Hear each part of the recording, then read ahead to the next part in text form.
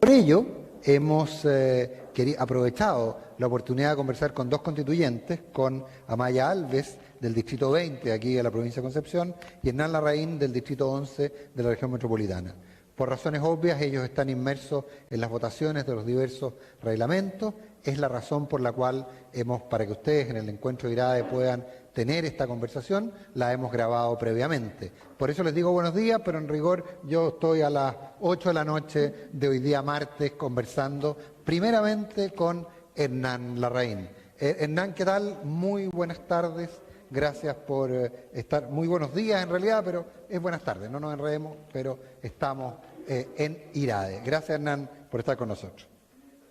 Oye, muy buenos días a todos ahí. Muchas gracias por la invitación. Sé que esta es una gran plataforma empresarial, así que es un honor estar convocado a esta conversación, Nicolás. Es muy importante, Hernán, que entendamos que IRADE busca ser una tribuna permanente en el diálogo y en la reflexión en torno a temas de interés económico, social, político y ambiental, más o menos lo mismo que están haciendo ustedes en la convención. Para empezar esta conversación, más que esta entrevista, Hernán, se está discutiendo mucho sobre la legitimidad de la Constitución a partir de discusiones sobre si el acuerdo del 15 de noviembre es válido o no, si es vinculante o no, si se están respetando las normas, etcétera, etcétera. Y también está empezando las encuestas así reflejan, una cierta disminución en la confianza en la convención. Lo curioso es que la convención, antes de que empezara a sesionar, tenía una confianza relativamente baja. Empezó a sesionar, subió mucho la confianza en la convención, llegó a niveles del 70% y ha ido cayendo. ¿Cómo se explica, a tu juicio, eso que está ocurriendo? ¿Y podemos pensar que la discusión sobre legitimidad sea algo que se vaya a tomar la opinión pública en las próximas semanas o meses? A ver, vamos por partes. Estamos cumpliendo una primera etapa, creo yo, que es la de la instalación. Y ha sido donde hemos debatido largamente y ahora estamos votando los reglamentos que van a ser los que nos van a habilitar para poder enfrentar el desafío de fondo, que son los contenidos, de lo cual vamos a estar trabajando a mediados de octubre. Y es cierto, la legitimidad del proceso es probablemente el corazón de este desafío, de la tarea que los chilenos, por una amplia mayoría en el plebiscito, le entregaron a este órgano y que por el plazo de hasta 12 meses, ¿cierto?, estamos trabajando para redactar una nueva constitución. Y efectivamente partió con una muy buena percepción ciudadana y eso ha ido debilitándose. Yo creo que eso por un lado es natural. Todas las organizaciones, todos los gobiernos que empiezan, todos los congresos tienen una expectativa inicial y luego cuando el trabajo se inicia hay un cierto desgaste. Pero yo creo que en estos 3 meses han habido aciertos y también errores que hemos cometido. Hemos debatido cosas que están fuera de lo que es la tarea propia de una nueva constitución. Pasó eso, ¿cierto?, con la determinada creación de los presos políticos, el debate en materia de asignaciones, otros debates de contenido, como haber dejado afuera la libertad de enseñanza, el temario de la nueva constitución, o lo que ocurrió con el negacionismo. Y son todas cuestiones que han ocurrido en estos, entre otras, 3 meses que han ido debilitando la credibilidad de la ciudadanía. Y yo creo que esa es, de todas las cosas que están pasando, porque cosas muy positivas que están pasando, probablemente la más delicada, que la ciudadanía empiece a distanciarse de este proceso, que recordemos es una fórmula democrática y institucional que nos hemos dado para poder salir de una crisis política muy compleja. Así que yo espero que cuando entremos en los contenidos haya una mayor sintonía de la convención con la ciudadanía, una conexión también importante a través de la participación, que creo que es un canal fundamental que tiene que empezar a desarrollarse para ir recuperando credibilidad y por lo tanto cuidar esa legitimidad que es tan importante. Yo quiero ir a ese tema, pero hay un elemento que probablemente se ha mirado poco y que es que en la idea de quienes legislaron el proceso, en la idea de los acuerdos del 15 de noviembre y quienes construyeron esta reforma constitucional, la idea era que este proceso estuviera bastante separado de las elecciones. La pandemia obligó a postergar primero el plebiscito, luego la elección de constituyentes y por lo tanto lo que iba a ocurrir al final del proceso constituyente, que era el proceso de elecciones presidenciales y parlamentarias, se juntó. ¿Eso, a tu juicio, genera un riesgo porque no era algo que el legislador tuvo en consideración, pero finalmente ocurrió? ¿Eso le agrega un problema adicional a la convención? Absolutamente. Yo creo que eso es así, lamentablemente, y habrá que recordar que ese 15 de noviembre, acuerdo en el cual me tocó participar, Claro. el diseño institucional, ¿cierto?, era poder, de alguna manera, generar un proceso que estuviera aislado de los procesos electorales de calendario, ¿cierto? Pero la pandemia cambió esa realidad, tú bien lo describiste. Hubo dos postergaciones. Y entonces hoy día, lamentablemente, tenemos que asumir el hecho de que el resultado electoral, tanto parlamentario y también presidencial, genera incentivos de distinto tipo para lo que debe ser la redacción del nuevo texto. Esto, en términos ideales, no debería ser así. Claro. Una nueva constitución la tenemos que pensar para 4 décadas, tenemos que entender que es un pacto social, tenemos que pensar en largo, en las instituciones, en su legitimidad. Pero sería míope no asumir que la política tiene una realidad y que los resultados de esas elecciones yo creo que se van a ver influidos por el diálogo constitucional. Afortunadamente, nosotros ahora en octubre ya vamos a iniciar el trabajo de comisiones y vamos a empezar a conocer las propuestas de los distintos sectores con una cierta anticipación, pero va a haber una simultaneidad. Y yo espero que los convencionales pensemos largo, pero tienes razón, hay un hecho que es indesmentible y va a haber en quién gane la próxima elección y el próximo Parlamento incentivos respecto de cómo debería ser el diseño institucional. Claro, porque además ahí hay un elemento más distractivo aún, que es que la convención puede, cercano al proceso electoral, discutir, por ejemplo, sobre la duración del periodo presidencial, puede discutir sobre la eliminación o no de cargos, ya lo planteó el vicepresidente Baza, y finalmente eso también genera un cierto grado de participación de la convención en la elección parlamentaria y presidencial. A ver, para ser bien preciso respecto de los plazos, nosotros vamos a mediados de octubre iniciar el trabajo de 7 comisiones temáticas que van a tener un periodo de 90 días entre audiencias, claro, propuestas y votaciones para llegar a un informe final, ¿de acuerdo? Por lo tanto, la elección en primera vuelta es el 21 de noviembre, si no me equivoco, sí, la segunda vuelta, ¿cierto?, es en diciembre, por lo tanto, lo que nosotros vamos a tener es en enero las convenciones ya trabajando en los contenidos, sabiendo quién va a ser el próximo presidente o presidenta y respecto de la correlación de fuerzas en el Congreso. Ahora, va a haber, claro, con esa información arriba de la mesa, incentivos para los distintos grupos políticos, particularmente respecto del régimen político, ¿cierto? De si vamos a seguir con un presidencialismo, si nos vamos a mover a un semi o a un parlamentarismo, los periodos electorales, etcétera. Yo espero que haya moderación, porque efectivamente el vicepresidente Baza tiene razón en lo que dice. Existe esa facultad, que cuando se cambia sustantivamente una institución se podrían cambiar los plazos. Pero yo espero que haya entre los convencionales un sentido republicano, democrático, cuidar la legitimidad de los electos, ¿cierto? Y que pensemos realmente en largo plazo. Creo que el corto plazo le hace solo daño al desafío que tenemos.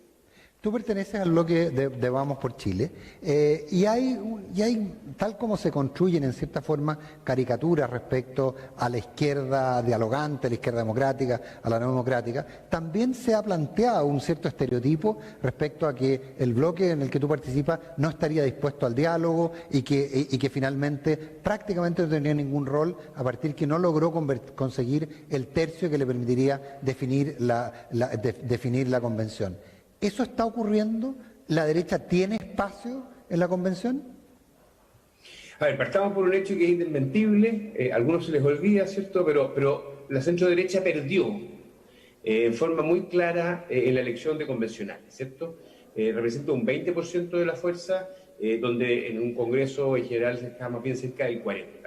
Y eso hace que su peso relativo, su capacidad de influencia sea más acotado. No tiene un tercio. Y por lo tanto se ve obligada en estas circunstancias a salir a hacer política, a persuadir, a dialogar, a tender puentes. Hay personas entre los convencionales, entre los nuestros, que son bastante escépticos y dicen esto es muy difícil. Tú no lo eres. No nos van a dar espacio, no tiene tanto sentido, hay que ser críticos con el proceso. Hay otras voces que creemos que eso en parte es cierto, pero que no podemos renunciar a nuestra responsabilidad de trabajar, de intentarlo, de salir a buscar conversaciones, diálogos y acuerdos. Es tanto lo que está en juego que debemos trabajar y buscar en sectores moderados y dialogantes de la centroizquierda, de la izquierda democrática, que además, hay que decirlo, hoy día el Frente Amplio, después de la elección primaria, cuando ganó Gabriel Boric, al interior de la convención ha ido moderándose, generando puentes con el Partido Socialista y armando un bloque. Y por lo tanto, con todas las dificultades que tiene la centro-derecha, creo que nosotros tenemos la responsabilidad de propositivamente ir a buscar acuerdos, diálogos, aun cuando seamos una minoría, y tratemos por todos los medios de que tengamos la mejor condición posible. Creo que eso es lo responsable. Y en ese sentido, Hernán, el que el bloque que tú representas sea tan minoritario, ¿cómo se puede participar, por ejemplo, en la discusión sobre derechos sociales? ¿Qué tipo de derechos sociales tú ves incluidos en la Constitución? ¿Derechos sociales que sean exigibles, por ejemplo, legalmente? ¿Derechos sociales que lleven a que sea una espada sobre los inversionistas, sobre quienes crean riqueza y quienes producen en regiones como esta? Mira, hay respecto de los grandes temas que van a debatirse, creo yo, ciertos consensos que se han ido construyendo fruto de las mayorías políticas que existen en la Convención. Los derechos sociales son un tema prioritario.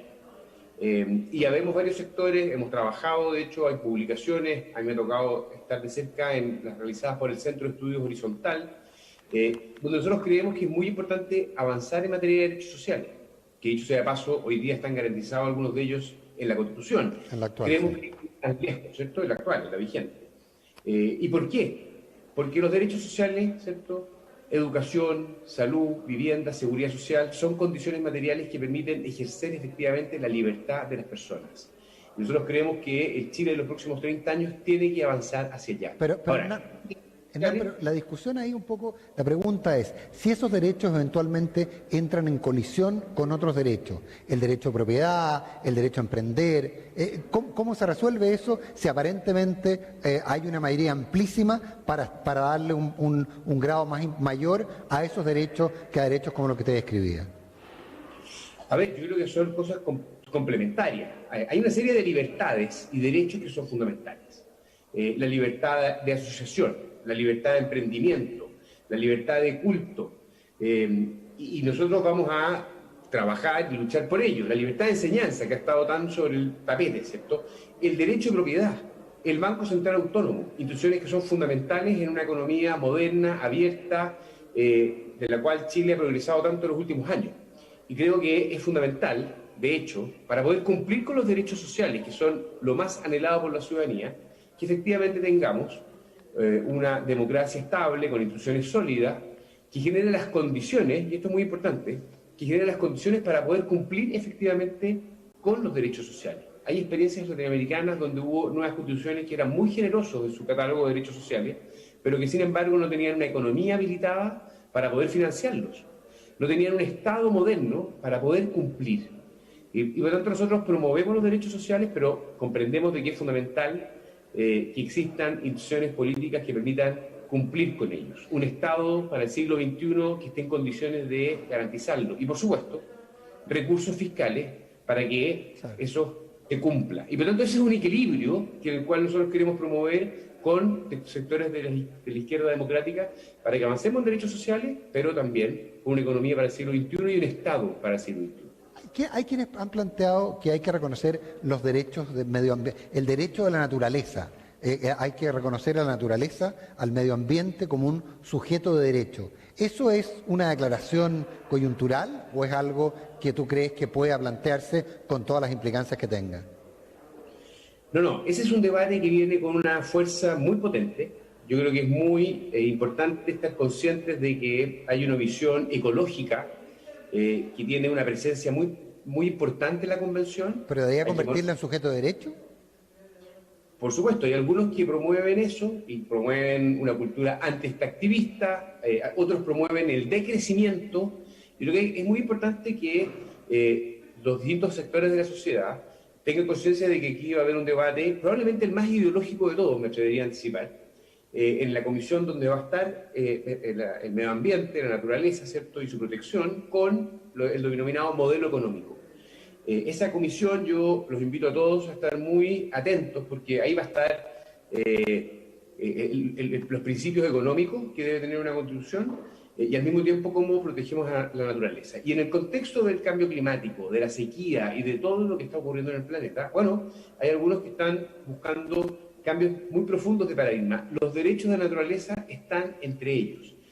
Casos que son aislados en el mundo, hay algunos que tienen una visión muy profunda en materia ecológica y que la están empujando.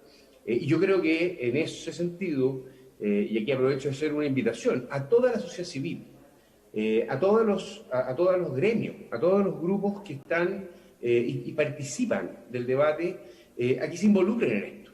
Déjame dar un pequeño dato, de hecho. Claro. Cuando se produjeron las audiencias públicas para el reglamento, la gran mayoría de las organizaciones que fueron a participar y a promover sus ideas, cosa que es muy legítima porque fue una invitación abierta y todos los que postularon fueron escuchados, cerca del 80 al 85% ligado, y esto, insisto, democráticamente muy legítimo, a causas de centro-izquierda. Y por tanto, la sociedad civil que cree en la libertad de enseñanza, la sociedad civil que cree en la libertad de emprendimiento, que cree en el derecho de propiedad, en un Banco Central autónomo y otras materias, brilló por su ausencia. Yo espero que ahora que se van a abrir periodos de audiencias, ahora en los contenidos, despierten y comprendan de que hay que participar de este debate y que hay buenas razones para participar de este debate. La sociedad civil, la empresa pueden participar activamente del cambio que, por ejemplo, Chile requiere en su matriz energética para ser un país carbono neutral. Tenemos los minerales para poder participar en el mundo de ese desafío, como el cobre, el litio, tenemos el hidrógeno verde, en fin, tenemos mucho con el cual participar, pero hay que estar en esa conversación, hay que estar en ese debate. Es curioso, porque yo tenía, la idea era cerrar pidiéndote que hicieras un llamado de ese tipo, que tenías que decirle a la comunidad empresarial del Biobío. Lo hiciste antes, pero voy a aprovechar en la misma línea de cerrar con otra pregunta, porque cuando nosotros estemos emitiendo esta entrevista aquí en el contexto de IRADE, probablemente se van a estar votando los reglamentos de participación. Y se ha planteado la idea de la iniciativa popular de norma constitucional. Recordemos que se ha discutido mucho sobre si la Constitución incluye, por ejemplo, la iniciativa de ley popular, digamos, pero aquí se habla de norma constitucional, es decir, que gente, organizaciones, personas puedan proponerle a la Convención normas constitucionales. Eso, ¿qué significa eso? ¿Qué tiene de distinto? ¿Qué tiene de novedoso? ¿Y cómo lo ves y cómo se podría hacer? Bueno, es una materia que está en debate, que va a ser votada, y probablemente yo anticipo de que va a ganar una indicación que va a exigir algo así como 20.000 firmas para poder presentar una indicación, una materia a discutir dentro de la Convención.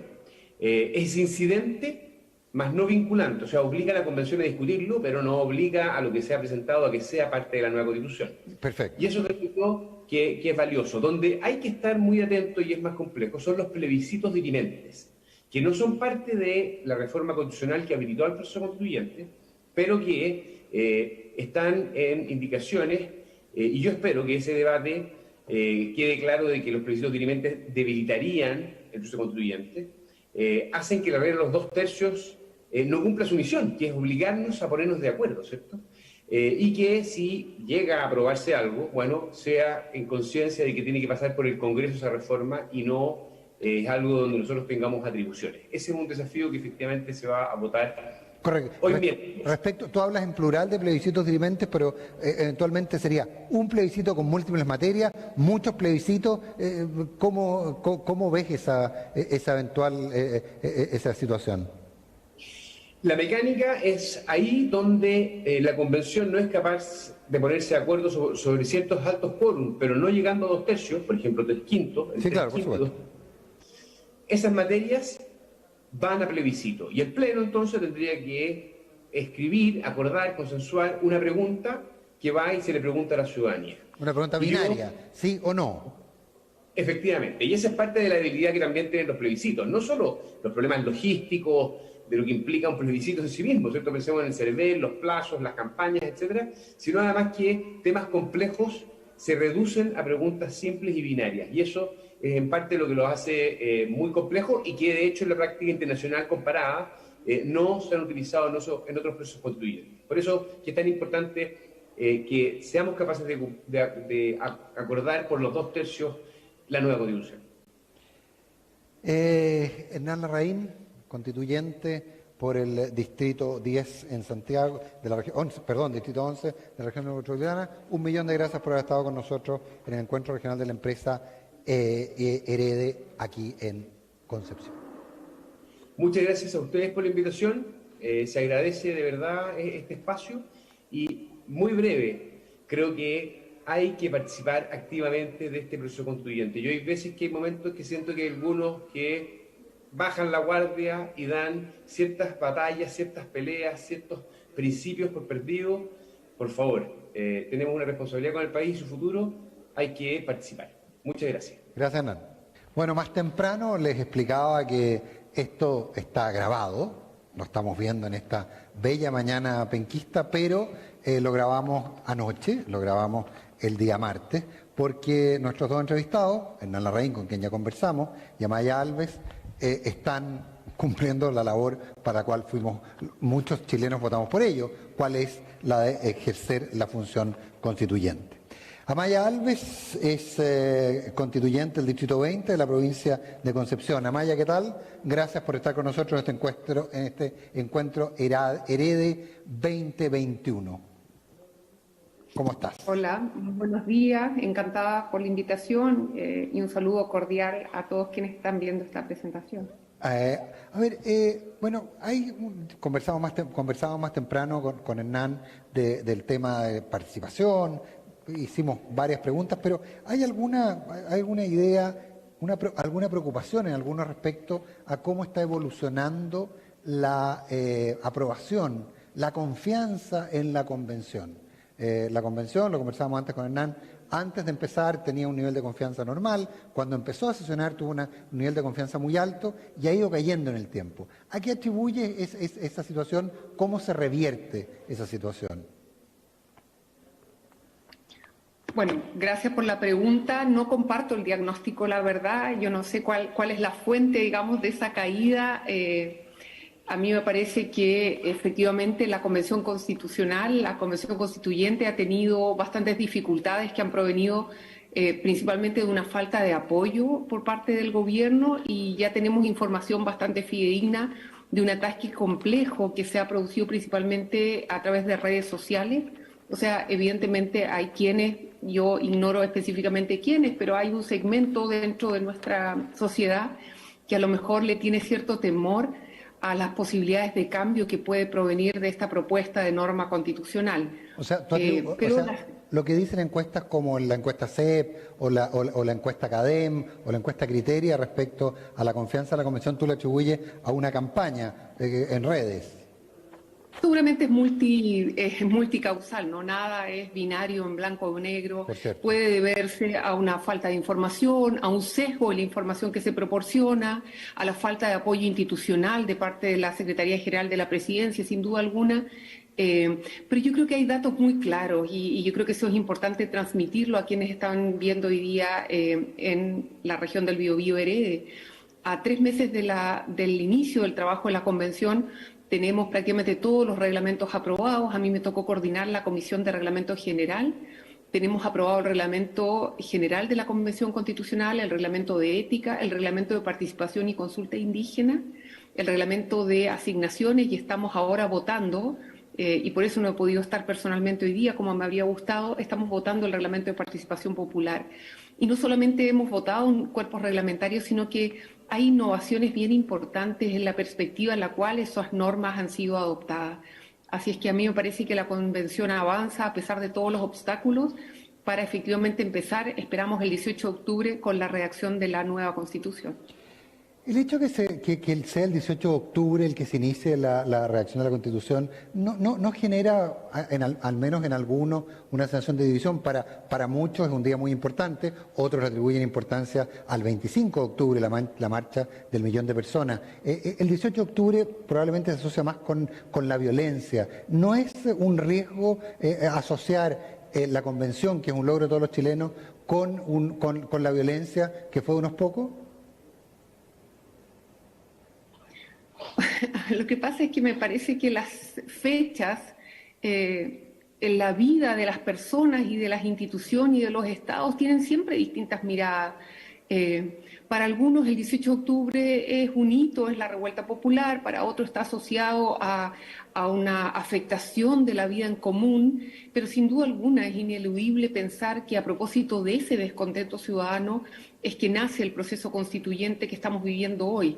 Simplemente es coincidente, no es que se hayan hecho las cosas para que comencemos la redacción ese día, ocurrió, pero yo supongo que también para algunos el 18 de septiembre es la primera Junta Superior Gubernativa, y para otros será el término, para aquellos que eran monárquicos, fue el término de la monarquía en Chile, y el 12 de octubre es un triunfo militar que también puede ser mirado de otra manera.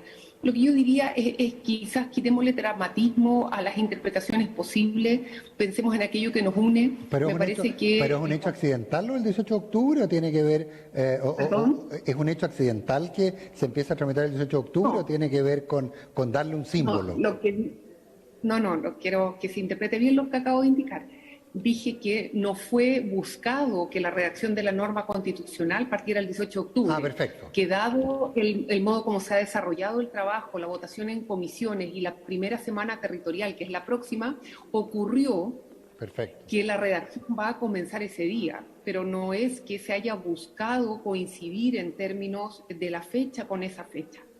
Y en ese sentido, en la lógica de la convención, yo me imagino que la convención, como cualquier organismo humano, digamos, tiene procesos en los cuales aumentan las confianzas. En algún minuto se partía la base que iba a haber una derecha obstruccionista, la que no consigue un tercio, por lo tanto no puede serlo, pero hoy día se habla de la izquierda democrática versus una suerte de izquierda intransigente, la búsqueda de acuerdos parece compleja. Los convencionales de derecha se quejan de que ni siquiera se les cede la palabra. ¿Ha ido mejorando esa relación internamente?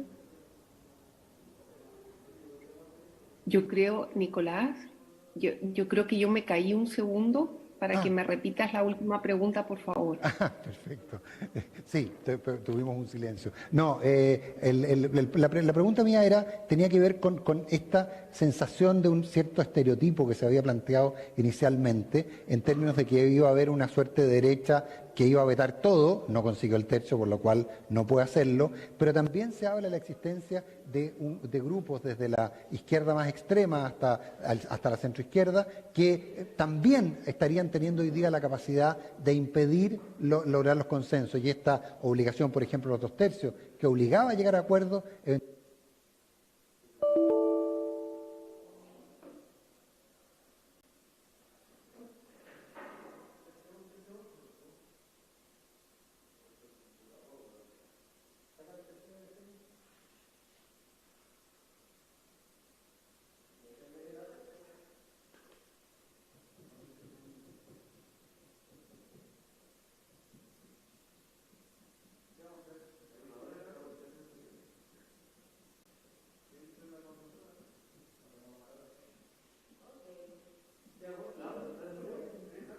Como se pueden dar cuenta,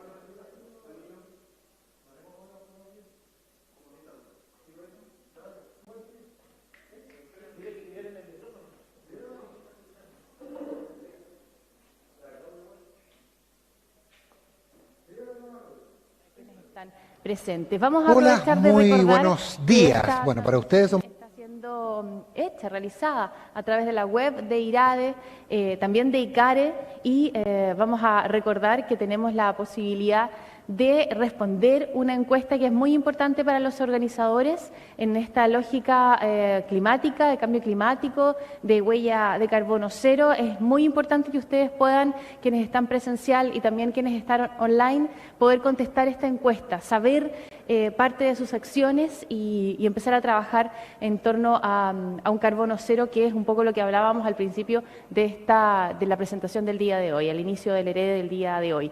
Contarles que tienes que ingresar a http://herede.cl sin el www, herede.cl, hashtag 6. Ahí puedes encontrar esta encuesta que es muy valiosa para la organización, que puedas hacer esa corrección. https://hashtag herede.cl,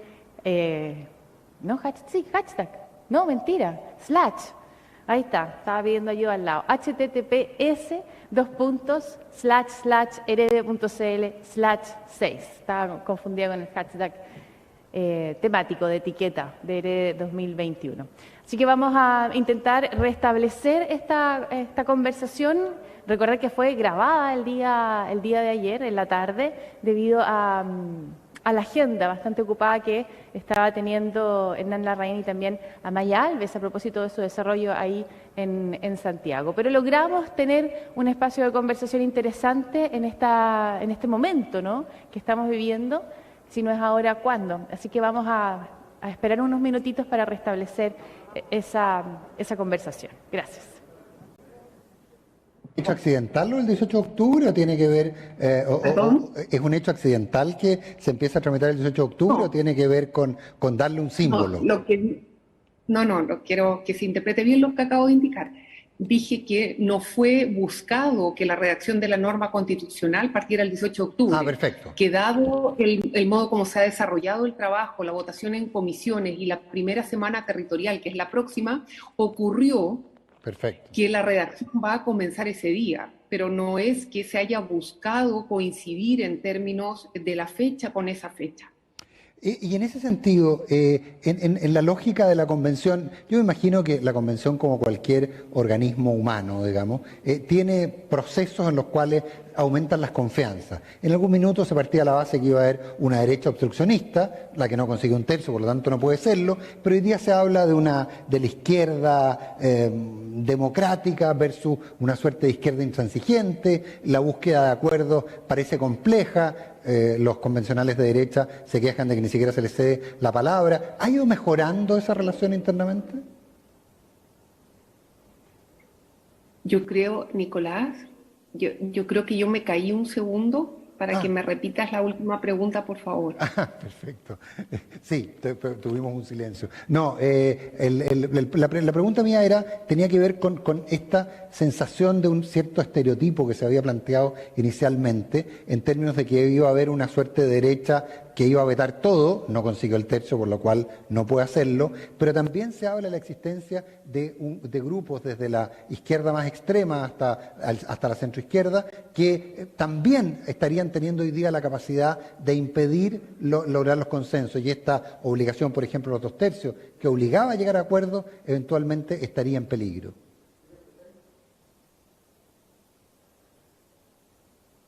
¿Y cuál es la pregunta? La pregunta es, ¿eso es una realidad o es un mito que hemos construido los medios? Yo creo que eso es una imagen distorsionada de la realidad que han construido los medios. ¿Ya? ¿Tú no ves esa realidad internamente? No, para nada. Yo trabajo todos los días en la convención y lo que veo es un deseo de deliberación, de construcción de acuerdo, de interacción entre personas que piensan distinto, como tiene que ser realmente la democracia. Yo no he visto un obstáculo para la deliberación. Es más, si uno ve los datos duros, por ejemplo, las indicaciones que hemos presentado desde el Frente Amplio más independientes, acompañados de muchos otros conglomerados, tienen como promedio de votación 111 votos. Por tanto, de las votaciones de las indicaciones en que hemos aprobado más del 90% de las indicaciones que hemos presentado, en promedio tienen 111 votos. Eso significa que 111 convencionales apoyan las indicaciones que hemos presentado. Y eso evidentemente habla de transversalidad. Y en ese sentido, ¿ha cambiado o eso siempre fue así desde el inicio? Lo que ocurre es que a medida que uno va trabajando, como en cualquier organización o institución, se van creando, ¿no es cierto?, nexos, confianza. Evidentemente uno cuando llega a un lugar nuevo siempre tiende quizás a imaginar la labor de las otras personas, las ideas. Yo misma me he dado cuenta que dentro de la derecha se ha producido una escisión. Un grupo, un conglomerado que inicialmente estaba o actuaba al unísono, yo me he dado cuenta, y uno lo puede visualizar en las votaciones, no es que yo lo esté inventando, que efectivamente han habido quienes se han adherido a una mirada mucho más, podríamos denominar progresista. Incluso, por ejemplo, hay un segmento de la derecha que sacó una carta de apoyo a los pueblos originarios. Entonces uno se da cuenta que no todos, en ninguno del espectro de representación que está en la Convención Constitucional necesariamente tiene la misma mirada. Y a mí eso me parece muy enriquecedor. Si yo lo digo como algo bueno, ese pluralismo de mirada me parece algo valioso de la Convención Constitucional. Hay mucha preocupación por los sesgos que pueda tener esta Constitución, básicamente por la lógica respecto a los derechos sociales. En ese sentido, ¿cómo imaginas tú los derechos sociales que consagra la nueva Constitución? ¿Que sean exigibles por los tribunales? ¿Que finalmente sean una construcción entre los distintos actores de la sociedad? Pero, ¿qué significaría un sesgo en materia de derechos sociales? ¿Cómo se demostraría un sesgo en derechos sociales? ¿En qué sentido? A ver, pero el punto es que cuando hablamos de un sesgo, finalmente lo que hay es, por ejemplo, se plantean que hay derechos que están sobre otros derechos. Y empieza la vieja discusión, que muchos probablemente de los que están aquí tienen el temor de que lo que ocurra con el derecho de propiedad, por ejemplo. Finalmente, ahí la protección, por ejemplo, cuando hablo de sesgo, si se habla del derecho a la vivienda, ¿cómo puede quedar establecido en la Constitución el derecho a la vivienda sin que éste se convierta en un derecho exigible y al ser exigible complique la manera en la cual opera habitualmente el mercado? Lo que pasa es que ahí hay varias preguntas, no es solo una. Primero, respecto al catálogo de derechos fundamentales, efectivamente tienen ese nombre porque son elevados a la categoría de fundamentales. O sea, lo primero es una decisión, una voluntad de incorporarlos o no en el catálogo.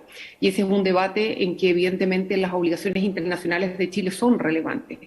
Chile forma parte de una comunidad internacional y tiene ciertas obligaciones de lo que se denomina el derecho internacional de los derechos humanos. Por tanto, evidentemente, el catálogo de derechos fundamentales va a tener en buena medida que ver con el derecho internacional que obligue a Chile en términos de estándares. Ahora, lo que ocurre es que en la pregunta hay una dificultad que me gustaría aclarar. Los derechos fundamentales son perfectamente reconocibles entre sí, aunque su aplicación signifique una cierta tensión o colisión. Es esperable que el catálogo de derechos fundamentales a priori, en una primera lectura, pueda presentar una tensión. Por ejemplo, siempre es esperable que un proyecto de libre emprendimiento económico, el desarrollo de un proyecto tenga un impacto ambiental, eso es esperable. Lo que pasa es que la pregunta no es que el catálogo no contenga posibles colisiones. Las colisiones son, por así denominarlas de perogrullo, esperables en un catálogo de derechos fundamentales que en el fondo busca objetivos muy diversos. Lo importante es que la propia Constitución resuelva o establezca un mecanismo para resolver la colisión de derechos fundamentales. Y en ese sentido, la Constitución vigente es un mal texto constitucional porque no desarrolla un mecanismo de resolución de controversia entre derechos fundamentales ni establece tampoco una prelación. Uno podría pensar, por ejemplo, en materia de agua. En Chile se reconoce solo el derecho de propiedad respecto del agua, pero evidentemente en el derecho internacional de los derechos humanos hay una prelación en que tiene mayor relevancia el derecho humano al agua y al saneamiento, el agua para la sobrevida, que por ejemplo el agua para usos industriales. Y eso sería algo que podría perfectamente abordar el catálogo de derechos fundamentales. Y en ese... Entonces, Perdón, te interrumpí, dale. No, solo digo que evidentemente uno se ha dado cuenta de la demanda ciudadana que hay importancia o que tiene relevancia la consagración de derechos sociales. Y la exigibilidad de derechos sociales es, por un lado, a través de políticas públicas, porque por algo son derechos sociales. No se satisfacen en el cumplimiento individual, sino que buscan a un cumplimiento que es social, que es colectivo. Entonces hay que pensar, por un lado, en políticas públicas, hay que intentar mantener además una garantía que sea equivalente respecto de la población. Parte de eso son las demandas que hoy día vemos en materia de derecho a la salud, en que no todos tienen el acceso al menos a un estándar mínimo en materia del derecho a la salud o el derecho a la educación, y a mí me parece que esas son materias que la nueva Constitución va a abordar de mejor forma. Quienes teman que por eso mismo, no lo estoy planteando como una afirmación, Tania, es importante que lo veamos de esa manera, el que se piense que por lo tanto la Constitución puede tener un sesgo antiempresa, antiemprendimiento.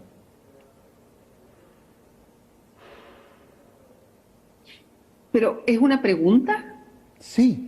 Sí, la pregunta es, ¿qué le contestarías a aquellos, te lo voy a plantear directamente, qué es lo que le contestarías a aquellos que temen que la Constitución tenga un sesgo antiempresarial? Le diría que la Constitución es un pacto social y que la Constitución tiene que proveer de respuestas a todos y a todas. O sea, el mundo que queremos normar, la sociedad que queremos construir es una sociedad que nos tiene que acoger a todos y a todas, en nuestra calidad de personas, de individuos, pero también de comunidades. Y a mí me parece que los empresarios forman parte de las comunidades y como parte integrante de las comunidades tienen derechos y tienen deberes. Y yo pienso que quizás tenemos que trabajar de mejor manera ese pacto social con las responsabilidades que vamos a tener que tener todos y todas. Por supuesto que las responsabilidades dependen también del rol que tengamos en la sociedad. Y a mí me parece que hay intereses públicos que hay que proteger. A mí me parece, por supuesto, que nosotros también podemos tener intereses privados, pero la Constitución habla de intereses públicos. Yo creo que eso es muy importante resaltarlo. La Constitución no está pensada para normar el interés privado de las personas. El interés privado de las personas se puede normar en el Código de Comercio, en el Código Civil. La Constitución mira el interés público. Y lo que pasa es que la Constitución del año 80 es una especie de anormalidad en la historia constitucional chilena, porque puso un principio, que es el principio de subsidiariedad, en que los privados tienen cierta prelación o preeminencia respecto del Estado y generalmente los privados tienen que asumir las tareas y solo el Estado las asume cuando los privados no quieren o no pueden. A mí me parece que en parte el debate en torno al principio de subsidiariedad va a ser un debate central. Yo no he visto jamás, mentiría si lo dijera, yo no he visto un sesgo ni antiempresa, ni antiindividuo, ni anticolectivo, ni anticomunidad. Muy por el contrario, he visto en general un ánimo de tratar de lograr grandes acuerdos y he visto grandes acuerdos en el desarrollo de la Convención Constitucional, pero sí veo, si esto sirve de algo, que hay una nueva mirada, por ejemplo, respecto del ambiente. A mí me parece que hay un interés genuino por la protección de la naturaleza en unos términos mucho más exigentes que lo que hemos visto hasta ahora. Y a lo mejor eso sí efectivamente va a establecer estándares nuevos en ese ámbito. Y en ese sentido, en una región como esta, que gran parte de su industria tiene que ver con la explotación de recursos naturales, la industria forestal, la industria pesquera, ¿qué debería cambiar en la forma en la cual las empresas de esos rubros se van a relacionar con el Estado a partir de la nueva Constitución? Bueno, yo creo que es un poco prematuro señalar en el fondo en qué ámbito va a cambiar. No hemos empezado todavía el debate de fondo. Yo diría, van a haber mecanismos de participación. Yo llamaría a todas las comunidades, a las organizaciones, a las instituciones a participar, no solo de las audiencias públicas para manifestar su opinión, sino que también de los mecanismos de participación popular. Va a haber iniciativa popular de norma constitucional, va a estar la posibilidad de realizar cabildo, por ley de lobby todas las personas pueden también pedir hablar con los convencionales constituyentes. A mí me parece que va a haber un debate muy interesante del Chile que queremos construir y seguramente vamos a revisar mucho digamos, de la distribución del poder, del catálogo de derechos fundamentales, pero yo creo que todo esto es con mira a construir un mejor pacto social. Yo creo que la idea no es excluir a nadie, pero sí revisar la consideración del bien colectivo, del bien público y de la protección de ese bien público. Y en ese sentido, la opinión de los expertos, la opinión de los técnicos, sobre todo en materias como estas de protección del medio ambiente, ¿qué espacio tiene en la Convención? Yo creo que es importante. Yo soy profesora de la Universidad de Concepción, así es que un poco estoy como en este doble rol, ¿no? De como toda mi vida he sido académica y ahora estoy en este trabajo como convencional constituyente, yo creo que el conocimiento experto es un tipo de conocimiento y creo que uno de los desafíos del proceso constituyente es articular tres formas de conocimiento. El conocimiento científico, que aunque parezca de perogrullo, que debiera ser siempre considerado para tomar decisiones, yo me doy cuenta que no siempre es considerado el conocimiento experto. Estoy pensando en materia medioambiental. Entonces, sin duda alguna, un desafío es la validación y la consideración del conocimiento científico, experto. Pero yo creo que también hay un conocimiento popular que tiene que ver con las experiencias de vida, y yo creo que también van a haber fases dentro de la participación que van a abrir espacios para ese conocimiento popular. Y una tercera forma de conocimiento que tiene que ver con la inclusión de pueblos originarios por primera vez es el conocimiento ancestral. Perdón, tuve la sensación que te habíamos perdido. Ahora, y en ese sentido, en términos de participación, entiendo que probablemente cuando se esté emitiendo esta entrevista se va a estar votando en la iniciativa popular de norma constitucional. Eso finalmente, ¿qué impresión tienes tú respecto a con qué quórum, con qué número de firmas se requerirá? ¿Cómo va a funcionar? Porque es un mecanismo de participación muy importante, digamos. Claro que sí, se va a abrir un plazo que se votó en el reglamento general, va a ser de 60 días para que las organizaciones, las instituciones, las personas recaben esas firmas necesarias. Mañana se vota, vamos en la indicación 170, entonces falta un poco para llegar a ese dato exacto. En el proyecto original hay una diferencia entre 7.000 y 15.000 firmas. Entiendo que hay varias indicaciones que proponen un cambio parcial en el número de las firmas, pero debiera ser, yo diría, entre 15 y 20.000 firmas que van a ser necesarias para presentar una indicación, una iniciativa popular de norma constitucional, y nosotros como convención nos vamos a obligar a debatir, a dialogar, a deliberar y a votar esas iniciativas. Yo creo que es importante porque es una manera de escuchar a los propios territorios en estas demandas. No es vinculante. En paralelo. No es vinculante. No, o sea, pero depende de la interpretación que deja la palabra vinculante, porque han habido algunos debates en torno a eso. Es vinculante en el sentido que lo vamos a considerar, lo vamos a deliberar dentro de las comisiones temáticas y lo vamos a votar. No es vinculante en el sentido que no obliga directamente ni al texto constitucional ni va directamente al Pleno. Pero lo que sí, hay otra indicación que mañana se va a votar, entonces tenemos también que esperar a ver cómo sale mañana. Hay una propuesta, de una constituyente en que señala que si hay una propuesta, creo es que yo no estuve en la comisión de participación, yo estuve en reglamento general, pero entiendo que la propuesta que hacen en la comisión de participación es que si tuviese 3.700.000 firmas que se han logrado a través de la clave única, eso fuera directo a la Constitución. Esa es una propuesta que hace una convencional como una indicación que se va a votar mañana. Yo personalmente no la voy a votar de manera favorable. Me parece que no nos podemos saltar la deliberación democrática dentro de la Convención Constitucional. O sea que, aunque sea una propuesta que venga con una enorme cantidad de firmas, pienso que la Convención Constitucional tiene la necesidad de ver que estén los estándares de derechos humanos, que se cumplan, que haya una deliberación, que haya una construcción democrática de la norma constitucional, y además el quórum, por lo demás, es de 2/3. Por tanto, ese quórum también tiene que ser respetado dentro de la convención. Entonces yo al menos no voy a votar favorablemente esa indicación, pero vamos a ver qué pasa mañana. Porque además esos 3.000... Mañana, que es hoy, entre paréntesis. Amaya, pero te parece, no sé si tuvimos un problema con la señal, pero tú estabas terminando, me da la impresión, pero en algún minuto parece que se cortó tu intervención. No, claro, te decía, Nicolás, que sí, te quería decir que me preocuparía, por ejemplo, que con 3.700.000 votos, imagínate que las personas quisieran reponer la pena de muerte. Iba a decirte exactamente el mismo ejemplo, por cierto, claro. Y sobre todo si eventualmente, no sé, ocurriera un crimen espantoso en el mismo minuto y el ánimo social llevara a una cosa como esa. Sería sin duda muy complejo, no cabe ninguna duda. Amaya Alves, nos quedan 30 segundos, nos hemos alargado más de lo que aquí nos hacen todo tipo de señas.